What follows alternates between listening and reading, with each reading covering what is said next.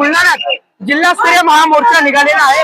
अतिवरी आपण पाहिलं तर रिपब्लिकन सेनेचे आनंदराजे आंबेडकर यामध्ये सहभागी झालेले, त्यांच्याशी बोलण्याचा आपण प्रयत्न करूया। एकंदरीत हे पाहू शकतो आपण हे दृश्य, अतिविराट स्वरूपाचा हा मोर्चा आहे। आपण थेट आनंदराजे आंबेडकर यांना बोलण्याचा प्रयत्न करूया। सर, काय म्हणाल आज भव्य मोर्चाचं आयोजन करण्यात आले? सर, काय म्हणाल आज भव्य दिव्य स्वरूपात हा मोर्चा सर्वच जिल्ह्यामध्ये मी काढत आहे।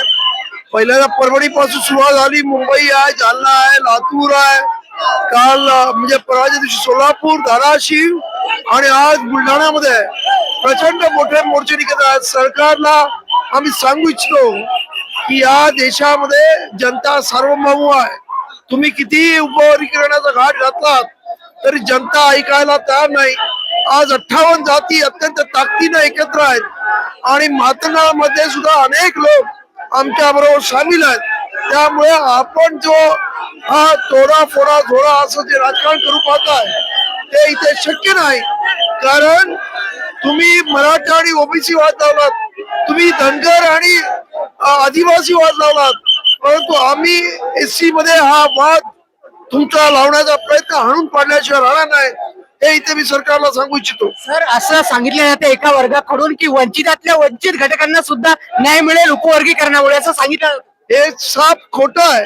खरं म्हणजे जर त्यांना मातंग समाजाला न्याय द्यायचा असेल तर त्यांनी खऱ्या अर्थानं जे लहुजी वस्ताद यांच्या नावाने अभ्यास कमिटी नेमली होती आणि त्याने 82 सूचना केल्या होत्या। त्या 2006 मध्ये त्यापैकी 68 सूचनांचा त्यावेळच्या सरकारने मान्य केल्या। त्या जर आणल्या तर उपवर्गीकरणाची गरज नाही।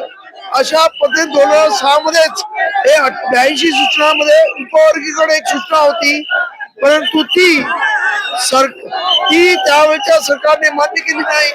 तर यांच्यासाठी खास वेगळ्या पद्धतीची म्हणजे घरकुलं द्या, गायरान जमिनी द्या, यांना विद्यार्थ्यांना हॉस्टेल आणि शाळांची सोय करा, एवढ्या अनेक अशा योजना या मातंग समाजासाठी आखल्या होत्या।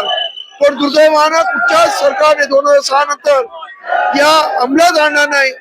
आमचं म्हणणं आहे या योजनांसाठी कधी 58 जातींनी कधी विरोध केला नाही, अजूनही आमचा त्यांना पाठिंबा आहे आणि त्या योजना अंमलात आणाव्यात अशी आमची सरकारला मागणी आहे। आता पुढची भूमिका काय करेल? सर्वोच्च न्यायालयाने निकाल दिलेला आहे, परंतु जर अंमलात आणला गेला तर एकंदरीत पुढची भूमिका आपली काय असेल?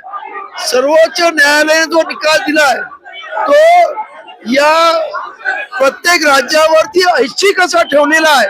हे काही जबरदस्तीने करावं असं सांगितलं नाही, तरी सुद्धा जबरदस्तीने हा उपवर्गीकरणाचा घाट सरकार घालू पाहत आहे।